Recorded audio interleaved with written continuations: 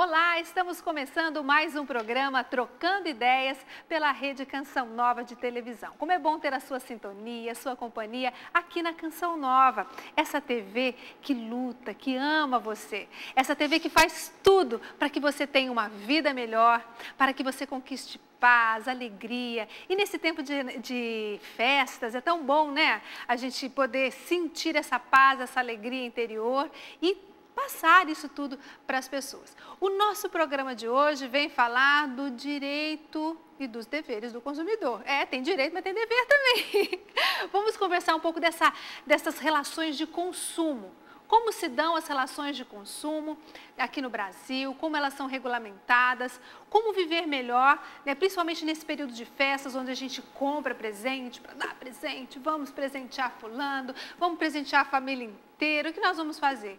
E aí a gente às vezes esquece que janeiro, fevereiro, março são os meses que tem mais imposto, que tem material escolar, que tem grandes dívidas para a gente pagar e muitas vezes a gente fica, e agora? O que eu faço com tudo isso? Nosso programa vem bater um papo bem gostoso sobre direitos do consumidor, sobre como administrar o orçamento familiar e a gente tem aqui pessoas muito qualificadas para falar para a gente sobre esse assunto. Vamos apresentar os nossos convidados. Tenho aqui o professor Dr. Luiz Carlos Laureano. Seja bem-vindo, Laureano. Boa noite, eu queria agradecer muito o convite, né? Fico muito honrado de estar aqui junto com vocês. Ele é economista, professor de estatística e coordenador do NUPES, Núcleo de Pesquisa Econômicos e Sociais da Unital, a Universidade aqui de Taubaté. Exatamente. Seja muito bem-vindo mesmo e que bom ter a sua presença muito no obrigado. programa. Temos também aqui o Dr. Sérgio Werneck, diretor do PROCON de São José dos Campos, há mais de 38 anos como funcionário de carreira da Prefeitura lá de São José. Trabalhando muito, né? Quando a gente gosta do que faz, eu acho que é sempre um prazer. Que bom.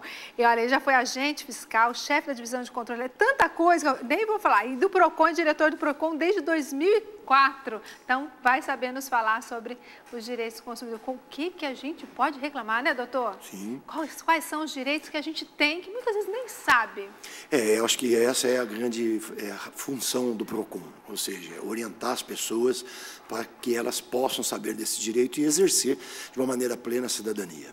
Que bom. E temos também aqui a nossa Elaine Ribeiro, psicóloga clínica e organizacional, aqui da Fundação João Paulo II. Seja bem-vinda, Elaine. Muito obrigada. E a gente vai poder conversar sobre essa questão emocional que a gente tem, principalmente as mulheres, né? Sim. Quando vê um produto, sente aquela vontade incontrolável de comprar, as dívidas de família. A gente vai falar sobre isso. Como é que isso atinge a família, o homem, a mulher? Como é que isso atinge as relações familiares e como a gente pode evitá-las ou superá-las, não é mesmo? Certamente. A gente tem nessa questão econômica, né, financeira, dessa organização familiar, às vezes a origem de muitos problemas, né? Então, acho que compreender isso um pouco melhor ajuda muitas famílias que estão nos assistindo agora. Obrigada pela sua presença aqui, sempre presente com a gente. Obrigada. Muito obrigada. E eu quero aqui trazer a Leila Lima, da comunidade Canção Nova, assim como eu, né, minha irmã de comunidade, que está aqui para receber a sua participação pela internet. Hoje o nosso canal de comunicação é a internet, né? Isso. Boa noite a você que nos acompanha em casa. É uma alegria estar com você e você pode estar enviando a sua pergunta, a sua dúvida através de 2 endereços eletrônicos, pelo twitter.com/p Trocando Ideias e pelo e-mail trocandoideias@cançãonova.com. O programa só acontece com a sua participação. Então, já estou aguardando a sua pergunta. Então, participe. A sua pergunta faz parte do programa, ela é importante aqui para a gente, né? Mas a gente não vai perder tempo, não. De outros programas já ficaram algumas questões que a gente vai abordar aqui começando. Nós vamos começar com questões que já chegaram em programas anteriores, mas você vai enviando a sua, porque isso faz parte do nosso programa, ele faz acontecer o Trocando Ideias. Eu começo aqui com o Dr. Werneck. O que significa, o que é, na verdade, o Código de Defesa do Consumidor, que tem uma lei que ele tem que estar exposto em todas as lojas e tudo mais? O que é esse código? Por que ele tem que estar exposto? Por que eu tenho que conhecê-lo?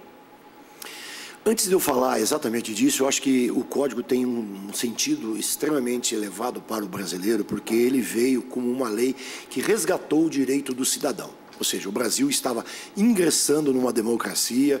Em 1988 havia a nossa Constituição sido elaborada pelos constituintes eleitos pelo povo e, consequentemente, esses mesmos constituintes já elaboraram também o Código de Defesa do Consumidor, até porque a Constituição assim definiu. Ou seja, resgatou o direito do cidadão. E, a partir de então, as relações de consumo no Brasil mudaram. E o código é um código muito bem feito, e eu até digo que os constituintes deviam estar ali naquele momento sendo iluminados por Deus, porque efetivamente este código trouxe para o consumidor brasileiro direitos e, claro, também os deveres, mas ele reconheceu que o consumidor é a pessoa mais vulnerável na relação de consumo e, consequentemente, trouxe direitos básicos e os direitos todos que hoje a gente, com certeza, vai poder discutir aqui e que as pessoas precisam saber, porque o mercado de consumo, cada vez, ele é mais presente e, consequentemente, essas pessoas precisam estar sabendo se defender para exercer aí os seus interesses. Eu me recordo, quando era criança, que aparecia na televisão aqueles comerciais de brinquedos, que o brinquedo fazia milhares de coisas. Só que, na verdade, quando você pegava o brinquedo, ele não fazia nada daquilo. E quando entrou o Código de Direito do Consumidor, uma das coisas que foi organizada é isso. O comercial tinha que mostrar o que o brinquedo de fato fazia. Porque a criança imaginava muito, né? E o comercial levava ao extremo a imaginação da criança. Chegava o brinquedo em casa, o brinquedo não fazia nada daquilo. Então, quer dizer, era uma falsa ideia que era vendida no comercial, né? E hoje os comerciais já foram bem modificados. Tem uns que põem lá movimentos produzidos por computador hoje em dia, né? Apesar que a criança acho que não lê isso, né? Não. Ela tem só o visual, né? Infelizmente. Isso impacta na criança. Com né? certeza, com certeza. E aí eu posso reclamar disso? Sem dúvida. Hoje em dia, veja bem, quem produz uma publicidade, ou seja, quem banca uma publicidade no meio de comunicação, ele deve ter os dados fáticos que comprovem que aquela publicidade está efetivamente falando a respeito do produto, mas com certeza de que o produto tem todas aquelas características, senão a publicidade é uma publicidade enganosa. Além disso, o código ainda proíbe a publicidade abusiva, que é exatamente que se aproveita da inexperiência das pessoas, em consequência da idade, e da idade quando a gente fala, ou seja, tem a idade da criança e tem a idade do idoso, né? Que interfere nos aspectos religiosos, que na verdade ela também é abusiva quando ela fere alguma questão racial. Ou seja, nós temos no Código de Defesa do Consumidor um código que ele é interpretativo. Ou seja, na verdade, você consegue, através do que está definido no Código de Defesa do Consumidor, interpretar, e ele não é um código que tem só um elenco de coisas. Consequentemente, a abrangência do Código de Defesa do Consumidor ela é muito maior. E é por isso mesmo que é uma lei que veio antes da internet e consegue até regular o mercado eletrônico. Quer dizer, ela ainda é atual, né? Ela ainda é atual e ela tem servido de modelo para vários países do mundo, inclusive para países do primeiro mundo. Há países que, na verdade, que já discutiam a elaboração de um Código de Defesa do Consumidor e não tinham chegado numa conclusão. Consequentemente, depois da nossa sanção do Código de Defesa do Consumidor brasileiro, esses países chegaram a uma conclusão e puderam elaborar a sua própria lei consumerista. Certo. Quero conversar aqui com o doutor Laureano. Professor, época de Natal, todo mundo quer dar um presente e muitas vezes perde a noção de quanto gasta, porque põe no cartão, põe no outro cartão, O que fazer nesse tempo para não estourar as contas do cartão ou não começar 2013 com a corda no pescoço? Olha, é fundamental você fazer um planejamento, né? Você precisa ter tudo no papel. É difícil, às vezes, o brasileiro, né, fazer isso aí, mas tu tem que ter no papel. Se você souber quanto você ganha, né, quer dizer, líquido, tirando suas despesas, quanto que você vai pagar, aí você consegue fazer, né? E o que eu acho, o que eu vejo, né, muito, às vezes, também no brasileiro, é que ele compra as coisas, ele gasta coisas, comprando coisas que ele nem quer, né? Então, eu acho que um outro, assim, que eu acho que tem que ter, é o que eu chamo de objetivo, ou outros financistas chamam de sonhos. Eu acho que todo mundo tem que ter seu sonho. Se você tiver teu sonho, o que acontece? Quando alguém vier te vender alguma coisa que você não compra, porque você tem teu objetivo, você tem o teu sonho ali. Então, isso é fundamental. E aí você tem que ter equilíbrio, né? A palavra equilíbrio, então, acho que é fundamental, né? O que é o equilíbrio? Você só gastar aquilo que você tem, né? 13º, sabe? A definição de 13º é um dinheiro que é para você, no final do ano, é um dinheiro a mais, um dinheiro extra, para você gastar com presentes, com viagens, com lazer, né? Mas, infelizmente, aí chega no final do ano... A gente paga as dívidas, né? Exatamente, muita gente, né? Paga a dívida. Acho até legal, né? As pesquisas aí estão mostrando, né? Que a maioria dos brasileiros vai gastar o 13º pagando dívida. Eu acho legal, mas não era para ser isso, né? Agora não pode fazer outra, né? E aí, não esquecendo, né? O que nós temos agora no começo do ano?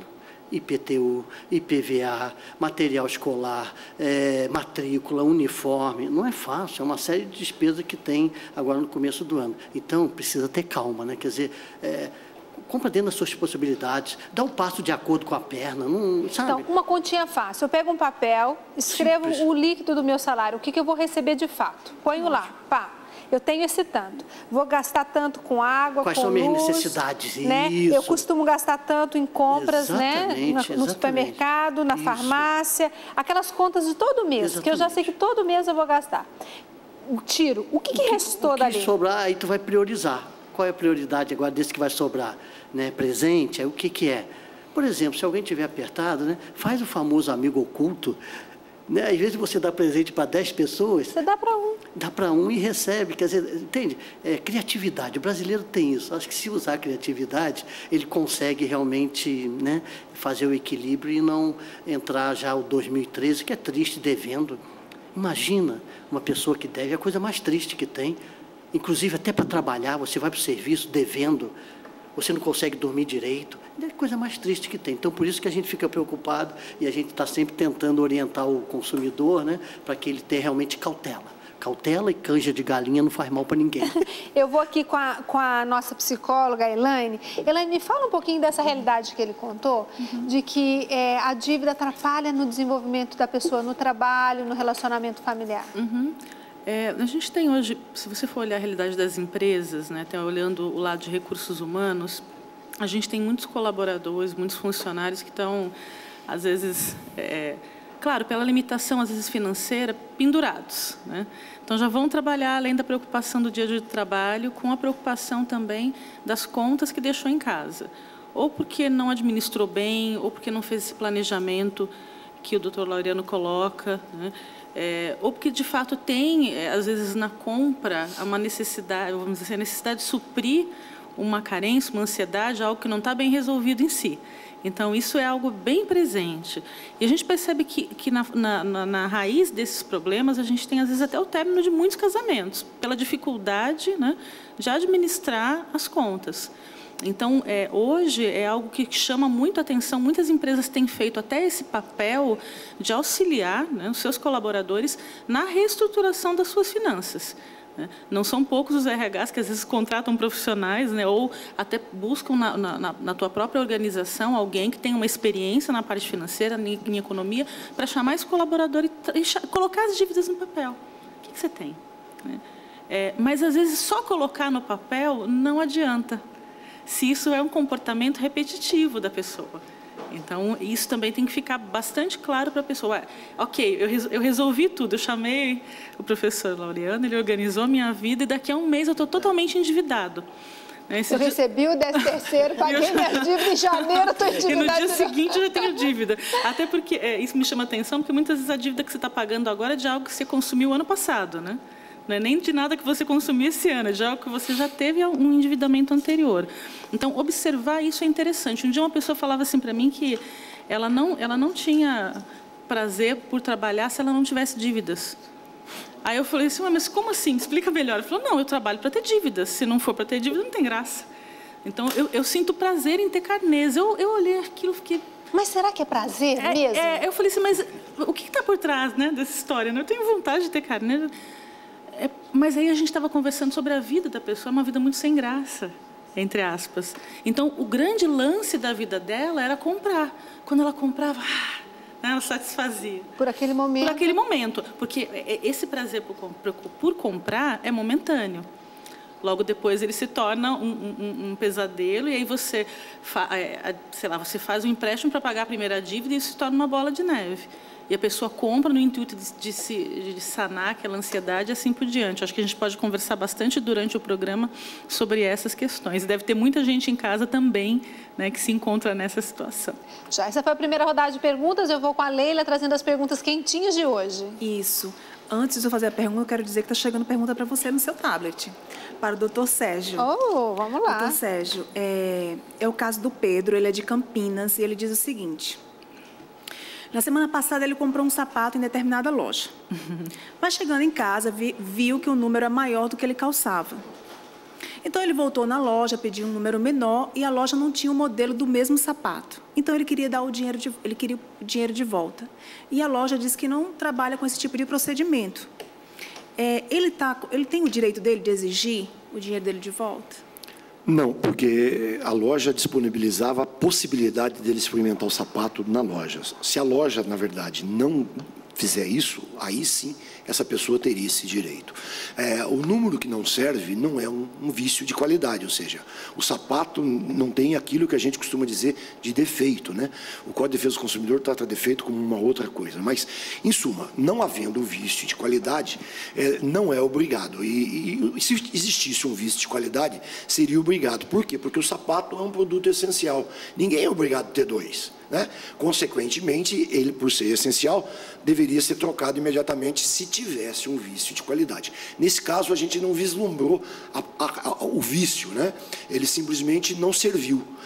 Consequentemente, tem que haver ali uma negociação. Os estabelecimentos hoje, todos trocam, né? Trocam ou dão crédito para que ele compre outro produto na loja. É uma maneira de fidelizar o cliente, mas não está, perante a lei, obrigado o estabelecimento a trocar esse produto. Tem uma pergunta aqui que também chegou para o senhor, é muito interessante essa daqui, do Pedro Mesquita. Ele diz assim, esse tema eu preciso muito, gosto muito desse tema, estou precisando muito dele. Diz assim, eu me matriculei em uma instituição de ensino, não fiz nenhuma aula por motivo de doença. E a empresa está me cobrando a primeira parcela do curso, mesmo eu sem ter utilizado. A cobrança procede? Temos duas hipóteses. Se ele é um curso fundamental, a pessoa pode, ou seja, é um curso desses regulares, né? Não é um curso livre, a pessoa pode pedir o cancelamento da matrícula se for antes do início das aulas. E, consequentemente, aí ele tem direito de receber 80% do que ele pagou pela matrícula. Se for após o início das aulas, ele pode ir lá e romper, trancar a matrícula, mas, em consequência, aquilo que está vencendo naquele dia, ele tem que pagar. Já se for um curso livre, ele tem aí uma outra hipótese, né? O curso livre tem um contrato, então é o que está estabelecido no contrato. E normalmente os contratos estabelecem uma multa para aquele que quer romper o contrato por uma consequência pessoal, né? Ou seja, não existe uma justa causa. E normalmente essas multas aí podem variar até 30%. Por quê? Porque o curso livre já começou, né? E a cadeira dele está vazia lá. E a empresa que está promovendo o curso livre, ela tem por objetivo o lucro, mas ela também tem despesas para manter aquele curso para as outras pessoas que estão cursando. E ela, no seu cálculo estatístico, ela define quanto vai custar cada cadeira, né? Ou seja, cada vaga.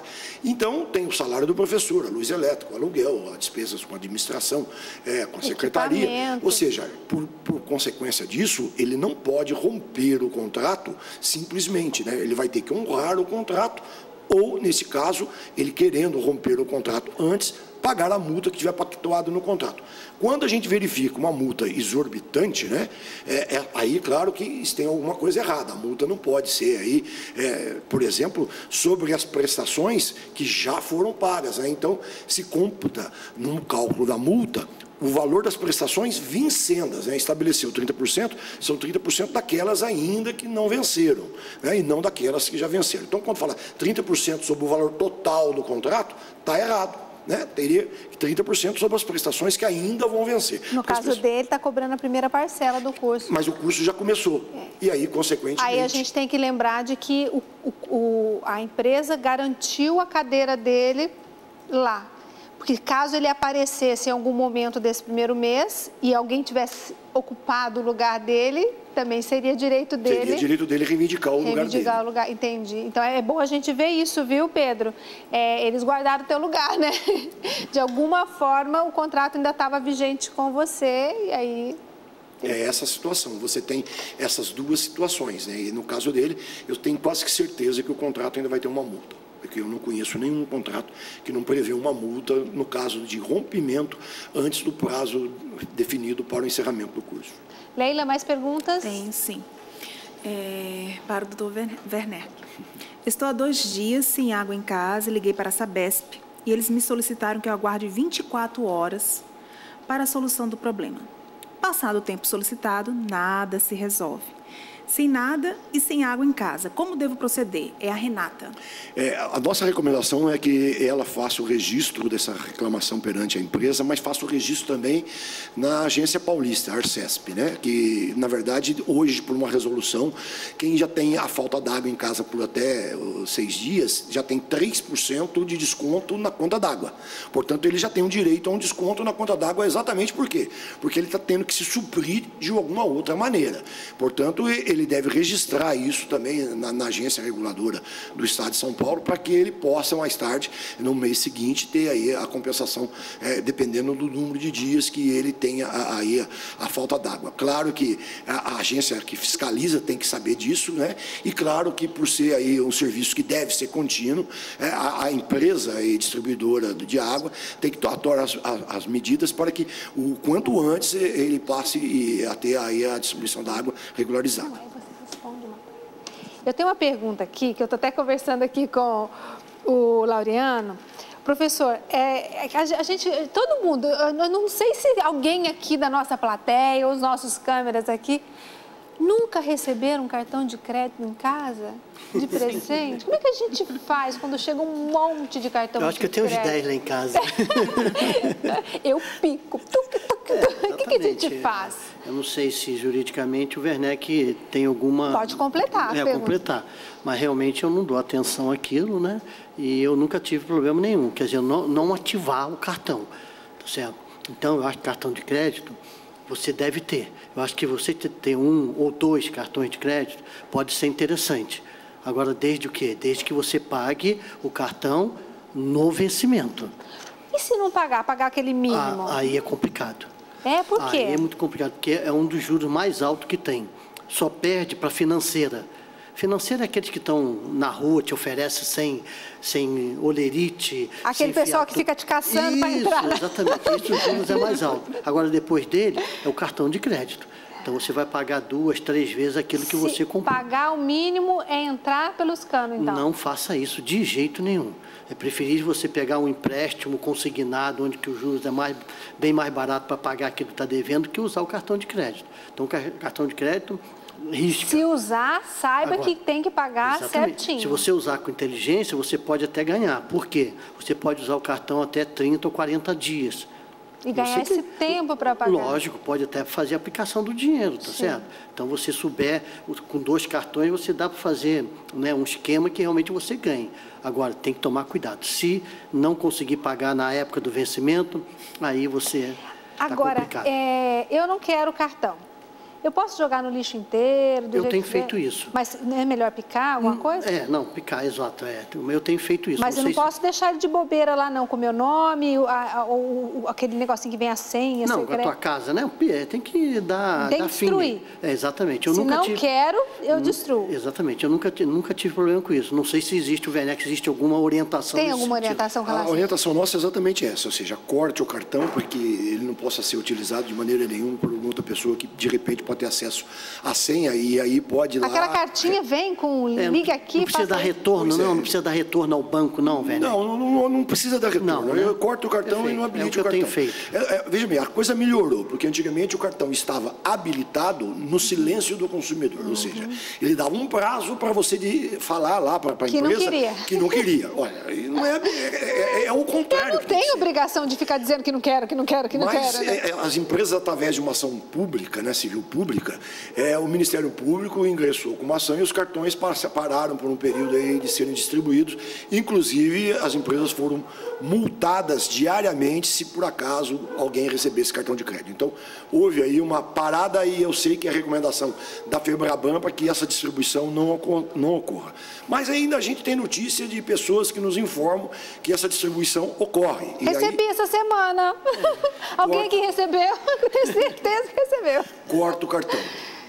Quando o cartão é vinculado a uma conta bancária, entre em contato com a instituição bancária e diz o seguinte: olha, eu não quero, vou só utilizar como cartão de débito, para mim saque lá no caixa eletrônico, mas eu não quero o cartão de crédito. Se alguém quiser algum cartão de crédito, ninguém vai pagar anuidade também por isso, porque tem banco que cobra anuidade. Sim. Então, quem tiver querer um cartão de crédito, faça pesquisa, que você tem bancos ou outras instituições que oferecem cartão sem nenhuma anuidade. Sem taxa de anuidade. Logicamente. Hoje em dia, Completando ali aquela questão ainda do pagamento, né, da rotação da dívida, né, vamos rolar a dívida aí, pagar o mínimo, a recomendação nossa no PROCON é exatamente essa, ou seja, se você entrou numa dessa e por uma questão emergencial, corra numa financeira, banco principalmente, e tente negociar um crédito pessoal com juros menor para que você possa pagar o cartão e não fique rolando essa dívida no cartão de crédito. Ou seja, saia disso porque isso é furada. Senão você vai se enrolar ainda mais.